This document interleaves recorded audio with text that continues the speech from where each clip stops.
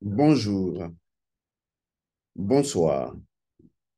Que les bénédictions de la lumière de la vie, illimitée, infinie, pure et parfaite, soient ici et maintenant avec vous. Je vous salue et je salue toutes vos familles respectives. Aujourd'hui, je vais aborder une question impossible. Cette question ne vient pas de moi, elle vient d'un des téléspectateurs, des personnes qui suivent ma chaîne. Une question que j'ai aimée, que j'ai appréciée,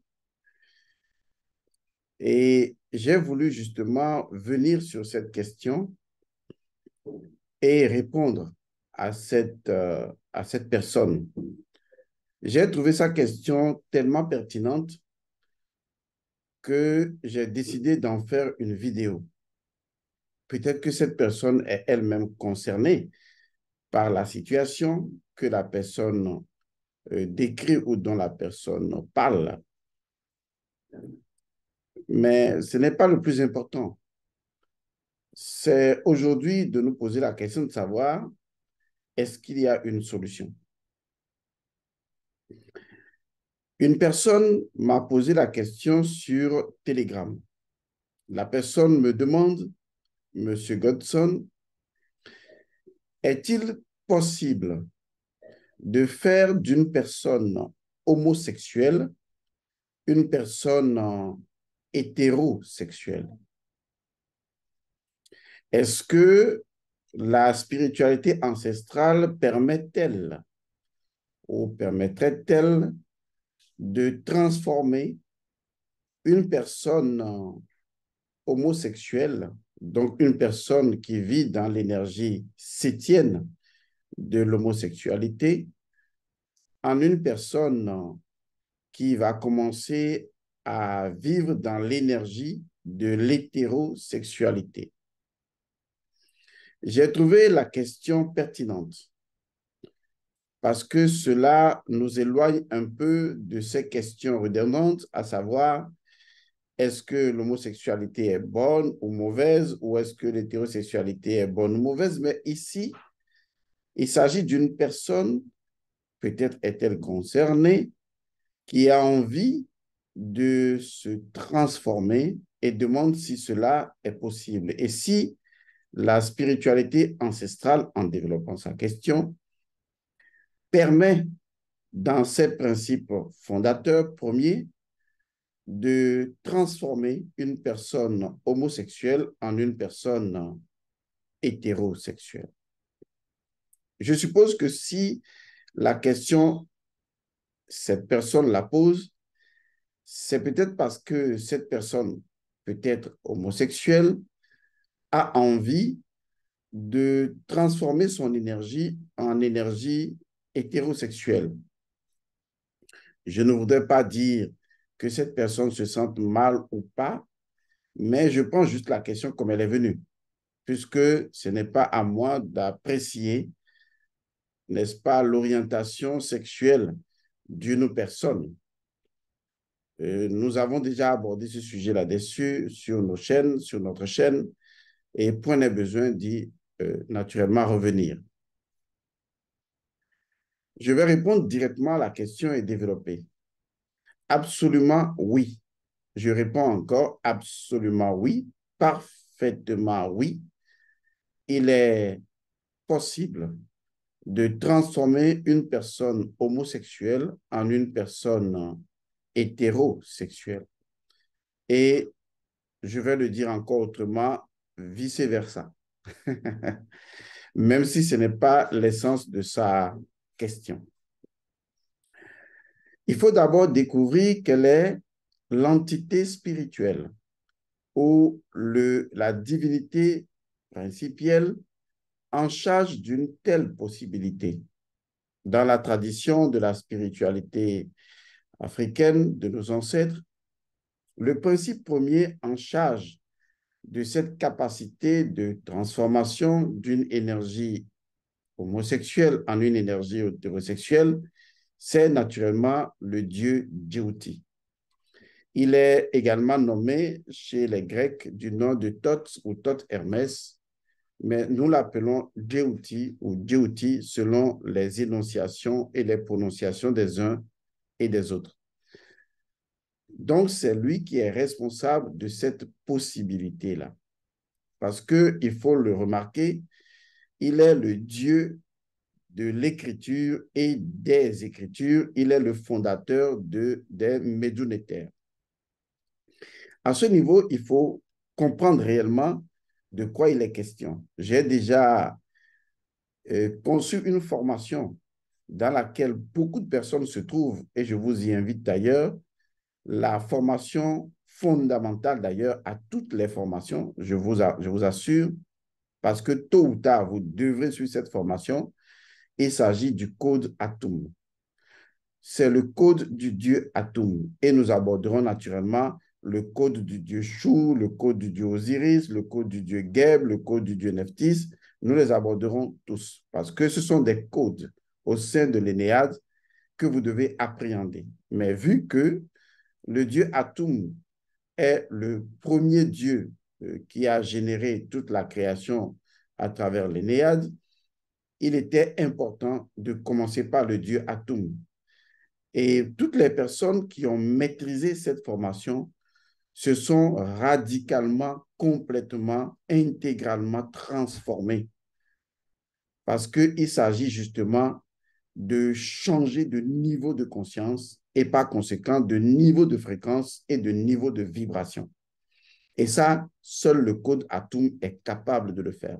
Dans cette métatransformation, l'individu est capable de s'affranchir de l'envoûtement, de la sorcellerie et de la magie noire, puisque la source de ces genres ou de ces formes de magie réside essentiellement dans le dieu Atum, puisqu'il est le premier de la dualité initiale à générer le reste. Donc, je vous invite à suivre le code Atum.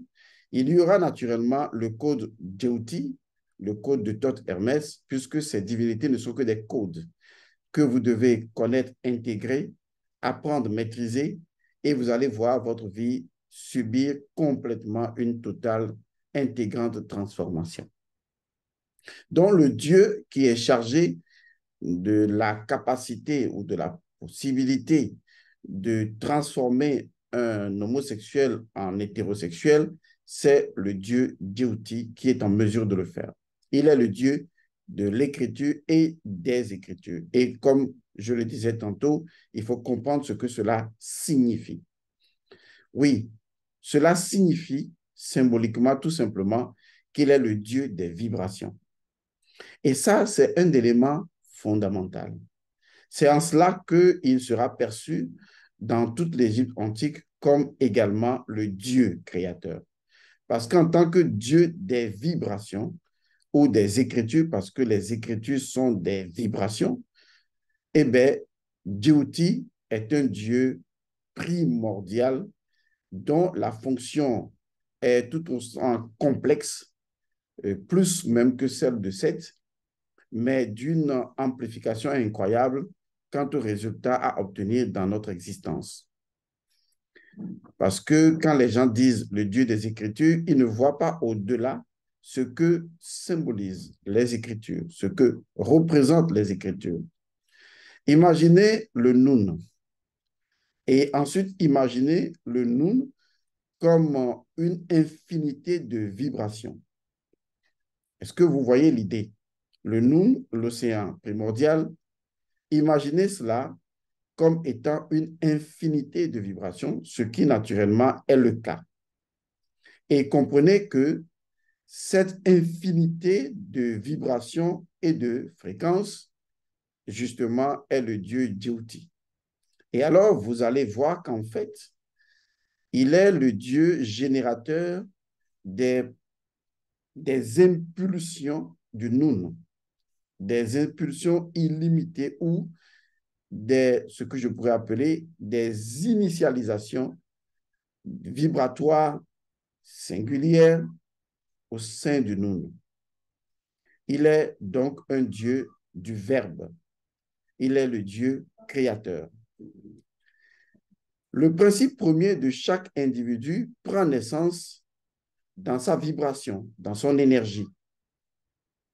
Et la capacité qu'ont les dieux de se transformer en un autre dieu, comme par exemple la déesse Isis, qui devient naturellement la déesse Hathor, ou une autre déesse à des moments précis. Cette capacité de transformation n'est possible que grâce au dieu Djéouti ou Thoth Hermès.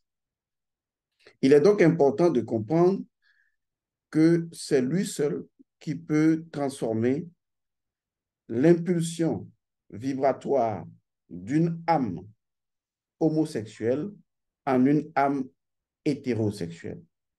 Alors, arrêtons-nous un instant pour approfondir la connaissance. Une personne homosexuelle n'est homosexuelle que parce que son énergie l'y oblige. C'est-à-dire qu'à un moment donné, si vous vous rappelez de l'histoire de Seth, Seth est homosexuel parce que c'est la configuration primaire de son énergie. Son énergie l'y oblige.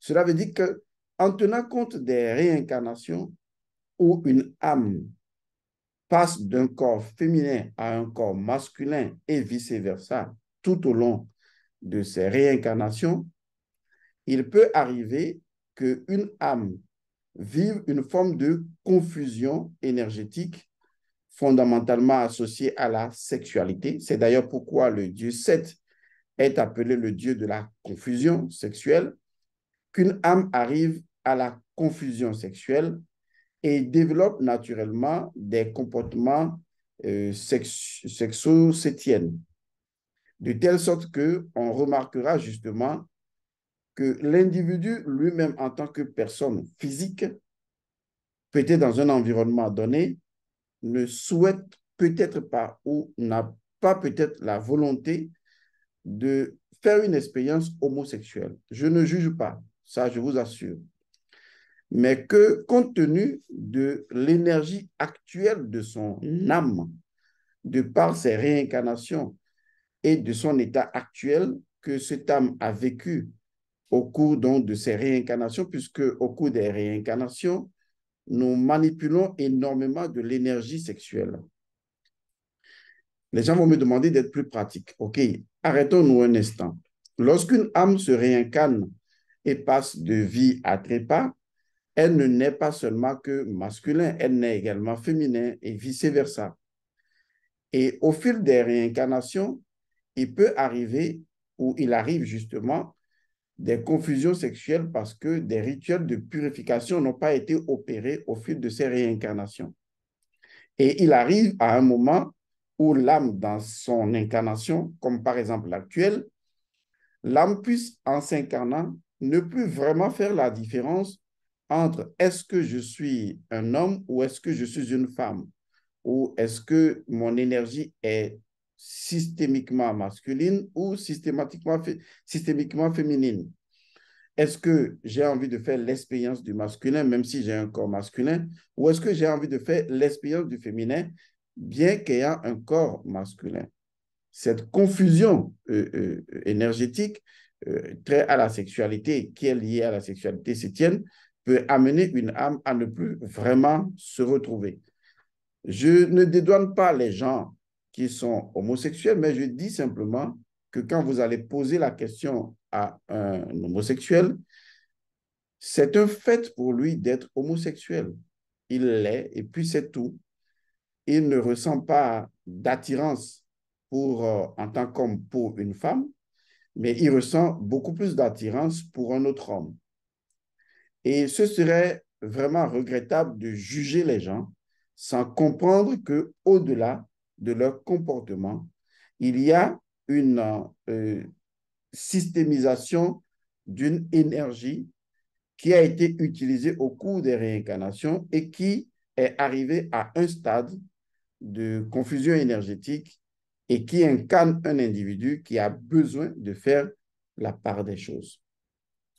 Il faut remarquer également que le Dieu Seth n'est pas simplement un Dieu de l'homosexualité. Il ne faut pas se tromper. Le Dieu séthien est tout simplement en relation avec la sexualité débridée, c'est-à-dire la sexualité sans marque, sans normes. Une forme de sexualité qui peut être à la fois homosexuelle ou hétérosexuelle, parce qu'on appelait également le Dieu séthien le violeur de femmes. Donc, tout comportement de viol de femmes est également un comportement séthien. Mais dans ce cas, vous remarquez que le Dieu séthien a une relation avec une femme. Donc, c'est un Dieu dont la confusion sexuelle est, disons, est de renommée, mais pas rigoureusement homosexuelle, mais également hétérosexuelle, et donc peut avoir les deux formes de sexualité. Il est donc important de comprendre que quand un individu porte cette énergie sétienne et vit uniquement dans l'homosexualité et fait maintenant le choix, comme la question qui m'est posée, de revenir à l'hétérosexualité, et donc vous comprenez que de par la nature même de l'énergie sétienne, la chose est absolument possible. Pour y arriver, il faut simplement, disons, appeler le dieu Thoth Hermès ou le dieu Djouti, et faire le rituel associé à cette divinité-là. Donc, le rituel associé à cette divinité va tout simplement libérer l'âme humaine de l'individu qui vit dans l'homosexualité, de la confusion sexuelle dans laquelle l'individu vit ou l'âme vit. Et à un moment donné, justement, l'âme peut convertir son énergie homosexuelle en une énergie complètement hétérosexuelle. Il s'agit d'une forme d'inversion de l'énergie sexuelle parce que l'individu, au fil des réincarnations, a vécu ce que je pourrais appeler des tragédies sexuelles ou des incongruités sexuelles ou des inharmonies sexuelles qui ont abouti à cet état de décision actuel où il devient, entre griffes, un homosexuel. Il est important également de comprendre que rien n'est absolument bon et rien n'est absolument mauvais. Et que si l'homosexualité est décriée par beaucoup de personnes, même si je ne fais pas l'apologie ou la promotion de l'homosexualité, je peux vous dire que dans certains cas, les gens l'utilisent pour acquérir une certaine forme de puissance. Parce que l'homosexualité est basée justement à travers un rite particulier sur la capacité d'acquérir de la surpuissance. Mais je ne vais pas en parler pour ne pas donner des idées aux gens, bien que je connaisse parfaitement ce type de rituel qui peut être occasionnel pour certaines personnes qui s'y connaissent également et qui m'entendent et dont le but est d'acquérir justement de la surpuissance magique. Mais revenons naturellement à notre ami qui souhaite transformer son énergie homosexuelle en énergie hétérosexuelle. La chose est possible grâce au dieu Djouti et à son rituel. Et une fois que le rituel est fait, eh bien, l'individu peut faire le passage. En fait, il ne réalisera même pas comment est-ce que son énergie a été transformée et qu'il passe maintenant tout simplement de ce désir, de cette envie, s'il est un masculin, du masculin, d'accord, à, disons, ce que je peux appeler à une autre énergie de la possibilité d'accepter le féminin. Alors, les gens vont me demander, mais de quel rituel il s'agit? Je vous donnerai ce rituel, d'accord? Nous le ferons. Comme je l'ai dit, nous sommes en train de développer les codes, comme par exemple le code Atum, le code Osiris, le code Isis. Ce sont des codes que nous allons développer pour que chacun puisse se retrouver. Et donc, nous allons également vous proposer le code Djouti qui vous permettra de résoudre un ensemble de choses associées à cela. Maintenant, qu'est-ce que je peux vous donner tout de suite à vous mettre sous la dent et qui constitue justement un indispensable ou un élément indispensable justement de ce que j'appelle, disons, cette transformation. La première chose à faire, et je demande à ceux qui sont homosexuels hein, et qui souhaiteraient faire cette transformation, que je n'impose pas, je parle parce que la question m'a été posée, je vous demanderai justement de faire d'abord un premier rituel. Ce premier rituel, il est très important et il constitue déjà même une étape dans le processus de transformation. Il faut connaître le pourquoi d'une chose avant donc d'engager un comment. C'est le pourquoi qui est toujours important parce qu'il nous positionne dans le principe premier, on pourrait dire, d'une chose. Et donc, pourquoi sera la question. Mais le développement de la question, c'est à vous de voir. Vous allez pratiquer le rituel que j'ai donné, qui est le rituel d'autoconsultation. Ce rituel se trouve donc sur la chaîne YouTube. Vous tapez simplement comment faire sa propre consultation sur la chaîne de Godson et vous la trouverez. Ou si vous me le demandez sur WhatsApp, je vous enverrai le lien. Et donc, vous allez respecter scrupuleusement le délai de 3 à 4 jours de ce rituel en posant une question précise. Maintenant que vous comprenez à travers mes vidéos que la réponse n'est pas plus importante que la question, parce que c'est la question qui est plus importante que justement la réponse. Puisque le tout est déjà la réponse, c'est la question qui va préciser. Vous voyez, c'est très important de connaître le sens symbolique de ce mot. Préciser, comme une forme de incision. Vous voyez, préciser. C'est comme donner la possibilité, disons, d'anticiper sur une coupure très nette, distincte. Voilà, donc, va préciser la réponse. Donc, ne cherchez pas d'abord la réponse.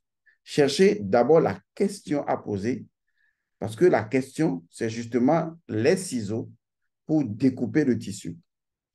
Si les ciseaux sont très bons, eh bien, découper le tissu selon la mesure ou les mesures précises, je vous assure, est inévitable. Donc, la question devient les ciseaux et la mesure, et la réponse, c'est juste passer les ciseaux dans la mesure. Il est donc important de préciser la question, en commençant donc quoi? Pourquoi? Et vous déroulez la question selon votre ressenti, parce que vous aimeriez comprendre la cause première, le pourquoi est-ce que justement l'énergie de votre âme dans cette incarnation est totalement orientée vers l'homosexualité, qui est donc le besoin en tant que vous, masculin ou féminin, d'avoir une relation sexuelle avec une autre personne de même sexe. À partir du moment où ce rituel est fait, vous allez avoir ce qu'on appelle des visions oniriques. Ces visions vont venir vous rendre visite et votre âme va vous dire à partir de quel moment ou comment les choses ont commencé. Donc, l'historique de l'âme va dérouler la situation. Et c'est là que vous allez comprendre vraiment la raison pour laquelle, justement, vous avez cette tendance sexuelle. Et une fois que cette tendance sexuelle est comprise, parce que la compréhension également entre dans la capacité et la capacité de transformation, puisque quand je comprends une chose, je suis déjà transformé en partie, et le reste, c'est l'agir par rapport à ce que je comprends. Donc, il est évident qu'une fois que je comprends, une fois qu'on va m'expliquer quel est le contenu symbolique de ces visions oniriques, je peux rapidement dire, OK, parce que quand j'accède à cette compréhension, mon âme également comprend. Et parce que mon âme comprend cela, mon âme est dénouée. Vous voyez, est dénouée. La confusion est dénouée. Les choses se dénouent. Mon âme se repose d'autres questions. Et finalement, cette première étape incontournable, qui est toujours liée à Djéouti, bien sûr, puisque c'est lui l'oracle, justement, eh bien, cette étape va déjà préparer l'âme à la prochaine étape qui est donc l'étape de sa propre transformation. Et donc, c'est à partir de là qu'il faut que vous commenciez vraiment. Au moins, si vous avez cette étape comprise encore et encore, ça permet déjà à votre âme d'engager même de facto, sans attendre, une transformation intérieure. Pourquoi pas? Parce que quand une personne commence à comprendre sa propre confusion, c'est que cette personne commence un éveil. Il vous arrive de tenir un discours avec des amis et à un moment donné, vous vous rendez compte que votre discours n'est plus intelligible. Et vous vous dites, mais, mes amis, est-ce que je ne suis pas en train de me mélanger les pédales là? Vous voyez, ça arrive à tout le monde. Quand vous arrivez à cette évidence où vous prenez conscience que vous vous entremêlez vous-même les pédales, OK, c'est une prise de conscience de sortie de l'imbroglio énergétique et sexuel. Donc, c'est la première chose à faire, incontournable, lorsque vous voulez transformer votre énergie homosexuelle en énergie hétérosexuelle. Mais nous ferons justement, nous prendrons les dispositions pour pouvoir voir dans quel canevas organiser, disons, est-ce que je vais parler de formation? Pas vraiment, un échange avec des personnes concernées, vu que la chose de l'homosexualité n'est pas très appréciée par beaucoup de personnes, je suis en train de me méfier de vouloir faire une formation où des gens seront dans un même groupe avec des numéros visibles. Peut-être que les gens se diraient, je ne me sentirai peut-être pas en sécurité, puisque justement, il y en a peut-être, il y aura des gens qui ne seraient peut-être pas homosexuels et qui s'infiltreraient dans le groupe juste pour savoir qui est quoi. Vous savez, pour faire quelque chose, pour organiser quelque chose, il faut vraiment s'éclater dans sa conscience et se mettre à la position de tout le monde en même temps, en se disant, mais est-ce que les gens percevraient cela bien si on fait comme ceci, on fait comme cela?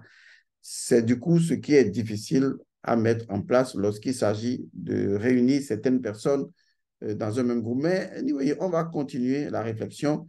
On trouvera donc une solution. Vous pourriez la proposer aussi vous-même. Hein. Je suis très ouvert à cela. Les idées, elles n'appartiennent pas à Edmond Godson, elles appartiennent à l'univers et chacun peut la saisir à tout moment tant que l'autre n'arrive pas à la saisir. Donc, vous voyez, les concernés eux-mêmes peuvent mieux saisir cette idée de comment mettre en place un accompagnement collectif sans gêner les uns et les autres, mieux que moi. Donc, vous comprenez, si la question même ne m'avait pas été posée, justement, cette capsule n'aurait pas d'existence. Donc, vous comprenez que je ne peux pas faire ça tout seul. Je suis lié à vous et vous êtes lié à moi directement ou indirectement. Et c'est ensemble que nous pouvons trouver les voies et moyens d'appliquer les solutions des principes premiers. Car seuls les principes premiers disent la vérité des choses. Voilà, je vous remercie d'avoir suivi cette capsule. Je vous dis, premièrement, la chose est possible. Ce n'est qu'une question de vibration. Le Dieu qui est en relation avec les vibrations, c'est justement le Dieu Djeuti, qui est en mesure de faire cette transformation et son rituel à lui, selon son code, peut le faire. On n'a pas encore lancé le code de Djeuti. Toutefois, on trouvera une solution pour, disons, aider les personnes qui souhaiteraient faire cette transformation. L'autre chose, pour finir, c'est de savoir que, bon, vous pouvez commencer déjà à libérer au niveau de votre âme l'information à la cause de cet état que vous avez en pratiquant le rituel d'autoconsultation, qui n'est pas qu'un rituel de consultation, mais qui est un rituel de quête intérieure de l'âme sur une énergie que l'âme ne vit pas comme une simple information, mais que l'âme vit comme une expérience intérieure. Et ça, déjà, peut commencer à transformer les choses avant même que le reste n'arrive. Vous m'en direz. Je vous remercie et je vous dis paix et bénédiction à chacun d'entre vous. J'annonce en même temps que la semaine prochaine, nous allons, pour les gens qui sont dans les armures spirituelles du manager et qui sont également dans Sepuram, que nous avons mis déjà en place le rite Osiris, le rite Isis et le rite Horus l'Ancien ou l'aîné. Dans la semaine prochaine, nous allons mettre en place dans ces deux groupes-là le rite de Seth. Puisque je vous ai promis le rite des 5 jours épagomènes, on va mettre maintenant en place le rite sétien, le rite de Seth. C'est un rite intéressant, formidable, dont l'objectif sera justement la maîtrise de l'énergie sétienne à l'intérieur d'un enfant, comme les enfants césarisés ou autres enfants qui sont porteurs de l'énergie sétienne. Comment rendre victorieux Horus sur Seth et aller à Sematawi pour que justement l'énergie de Seth soit sous contrôle et sous maîtrise, surtout sous maîtrise. Ce sera donc la vision du rite de Seth que nous allons voir la semaine prochaine parmi les 5 rites des 5 jours épagomènes. Je vous remercie et je vous dis paix et bénédiction à vous.